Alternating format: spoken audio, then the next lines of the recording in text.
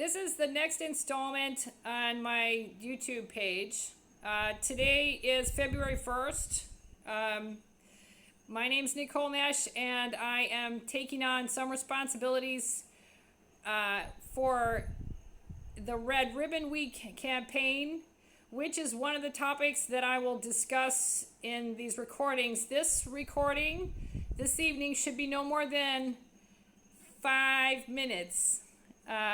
So let me go over 5 different things that I care about that are going to be in these recordings and that you might eventually be able to make use of in some way.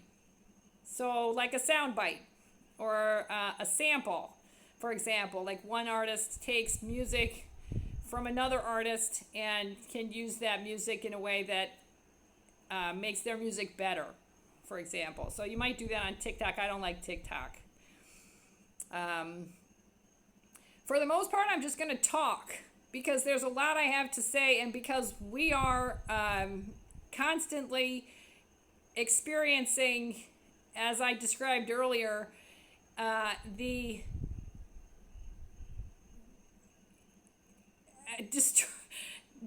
interference with our everyday, and it's very stressful. So the best way to cope with it, I find, and I think I've written this down, this is my coping mechanism. The types of interference that we have confronted as ordinary citizens have a real range. There's no way for me to summarize that information here.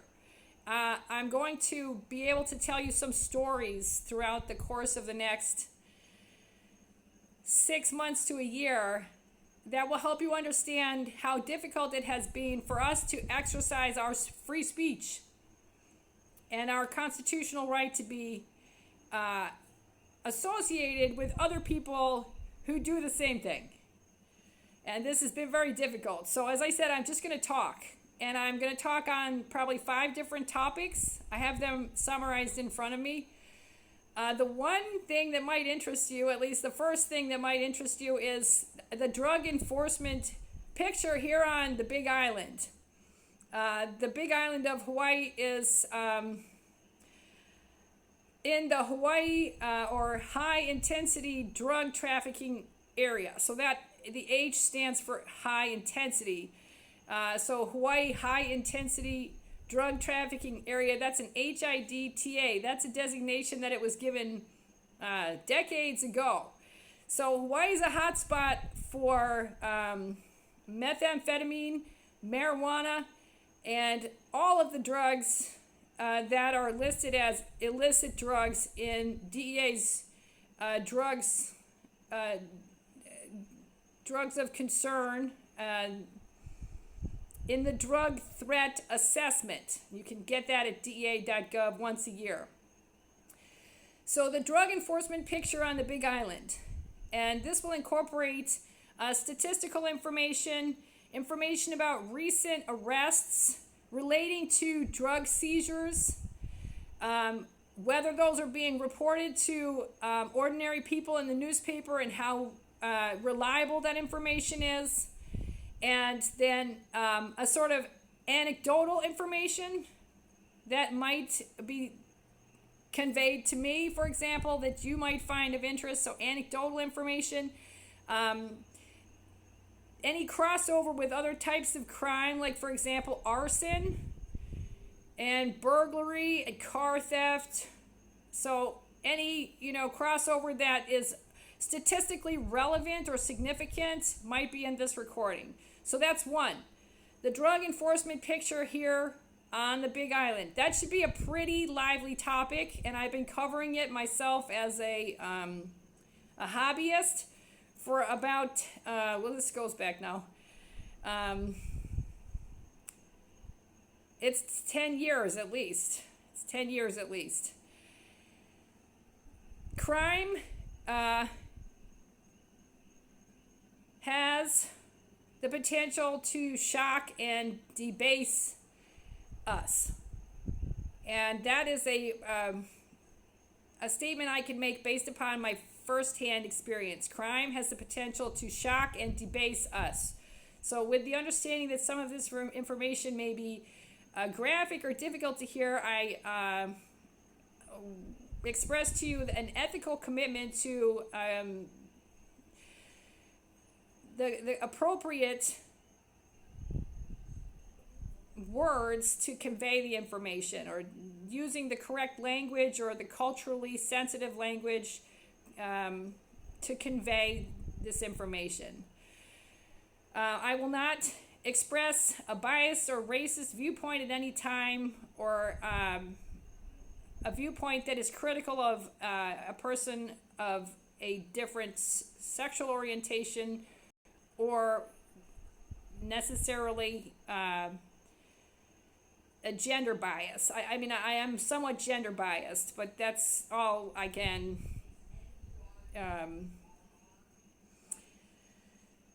I think that's what I can admit in good faith.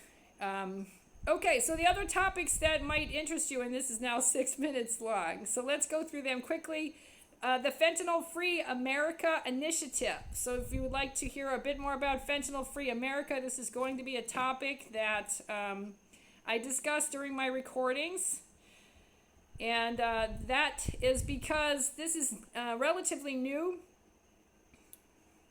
As of last October, the Drug Enforcement Administration, DEA will hereinafter always refer to the Drug Enforcement Administration, launched the Fentanyl Free America Initiative in December 2025 as a comprehensive campaign combining law enforcement, education, and community outreach to combat the surge in synthetic opioid overdose deaths. This initiative, this is from AI Overview, so it's not my information, I didn't write it.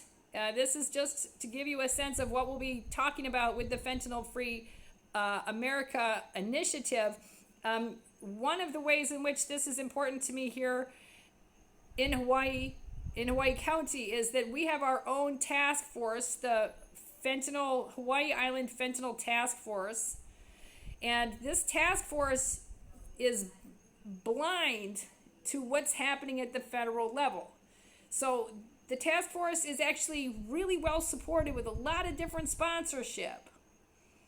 So it's police officers, rehabilitation experts, the recovery community, and the Narcan distribution folks. And they're, doing the right thing for everybody. So it's difficult to communicate in reasonable terms with the fentanyl task force, because they don't want to know what's going on anywhere else, since they're concerned about the overdose rate in Hawaii and treating the people who are here with the harm reduction approach. Okay, so that's the fentanyl task force. But to the extent that we need to talk a little bit more at the local level about what's happening at the federal and national level, that's the focus of my second bullet point here. The third thing I would like to be speaking about, or I will be touching on, is the January executive order issued by the White House. And that is President Donald Trump's, sorry, I have to read from the actual fact sheet, so I will do that. This is President Trump's executive order creating the White House Great American Recovery Initiative. This is the White House release. This is the fact sheet. You can look at that up at whitehouse.gov/fact sheets 2026. And if you look for it, if you'd like to search it, just put American Recovery Initiative and it'll take you to this link. Okay, so Donald J. Trump signed an executive order creating the White House Great American Recovery Initiative to coordinate a national response to the disease of addiction across government, healthcare, faith communities, and the private sector in order to save lives, restore families, strengthen our communities, and build the great American recovery. the order establishes the initiative, and then who is chairing it is next, and it goes on for intent. And I will not read the whole page of text. So my specific interest here, or my follow-up interest in what President Trump did, is in monitoring the actual implementation of an order at this level in the state of Hawaii, which is far enough away to be attenuated in terms of implementation of federal programming, unless it's specifically requested, by our governor. So that we would have to be able to tie it to other recovery initiatives here in order to do implementation, or it would have to actually be sort of mandatory, something we had to do as a result of Trump having signed it. And I'm not really sure what the parameters are or what it means and how it's going to be implemented or integrated with existing resources. One of my biggest problems has been how to integrate the Red Ribbon Week campaign, prevention, and education with what is already here in the state of Hawaii, in Hawaii County. So, and actually the strongest arguments were that it just doesn't work with any of these other things. So the question is, how will the Great American Recovery Initiative actually be felt in terms of the impact on local addiction and recovery and overdose, rates of overdose? And then, it would be really exciting, in my opinion, and if I were able to grab for your use some information about actual statistical rates of recovery and if they had improved, and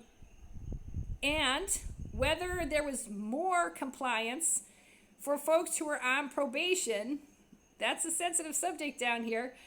Folks who are on probation or on parole, who had to, check in with their parole officers. So these are areas that are actually really unpredictable areas. So you can have someone on probation who's just a flagrant violator, and it's going to take a long time to get that guy back in treatment. And that's reality down here. And this is probably true everywhere, but my experience is that probation can be like almost, you can blow it off, And so is this happening? Is this going to strengthen those programs through the providers who work directly with drug court and who work directly with, like, say, sentencing and folks who are monitoring people after they are released, or if they're charged but then given, an alternative in terms of going into treatment? Like, how is this going to actually work with strengthening those existing programs? So it's kind of the same thing, but because it's a recovery initiative, what you want to see is an actual upward climb in terms of the improvement of our rates of recidivism. So less recidivism because our programs have been strengthened and we have lower rates of overdose. Right now it's 1 person overdoses in Hawaii every 8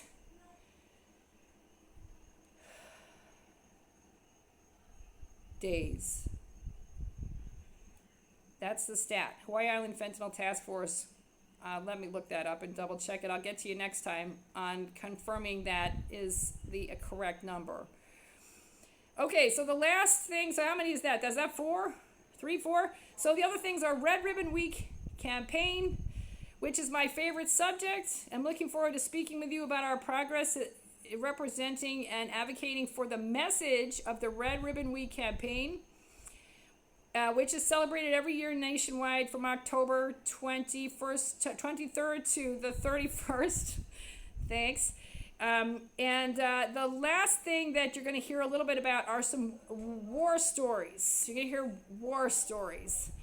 Now, war stories, that's a fun topic, and I have actually some nitty-gritty on that one. So because I've taken a vocal role, which is towards, greater compliance and more enforcement and just, improving communities from the ground up, regarding our problem with drug abuse here in Hawaii. I have become sort of a, you know, I'm sorry, I'm lacking a word. It's not, I'm not an outcast necessarily, but I have just a recognized role for this position that I've taken, and where I have noticed that other people have had experiences where they've been able to recover from a past relationship or an association with a person who was, say, on Hawaii Island's most wanted list. Those people have gone into successful careers, and they have respect and families, and like they have the Hawaiian community around them supporting them, and a lot of language that is like rhetoric concerning like the support for this particular person. And I don't have any of that. I have a kind of yoke that was placed upon my shoulders, and that has not gotten any lighter. So it's a yoke. It's you can make fun of me if you like, but it's too heavy. And I tried to get myself, my act together, and to make something out of myself, and I can't. So I'm talking to you now because I think there is actually there's a hit on me. And it's a really unsettling experience to feel that your life is kind of out there, and there's a dollar amount on it, you know, and I think there's a hit. And it's real to me that I feel every day that my life kind of is not valuable to anyone, and that I could lose my home and lose my custody lose custody for my son, and then be in a position of where I was destitute. So I want to talk a little bit about those war stories, but it's going to be in a more concise way to, you know, provide you with some levity. It should be levity, and provide you with a sense of perspective on what this is actually like on the ground when you are taking a position that is neither friend nor foe. So obviously I'm not a law enforcement person, and I'm not a flagrant violator. I am an advocate for drug control. That's all I am. It's very simple. So because I am neither on one side nor the other, both sides are trying to hang me out to dry, and it's really scary. So I have nowhere else to go except online to discuss my situation and to ask, respectfully for your patience while I do that. That is all I have to say today. And I'm going to review this and edit it if necessary, but this is basically your format. So I appreciate, again, your patience. I will say an aloha. I do believe there is aloha, but it is not as easy to find as you might believe. It's not as easy to find, and there is not as much of it as people say that there is. All right, this video is 18 minutes. And it is 18 minutes and 40 seconds.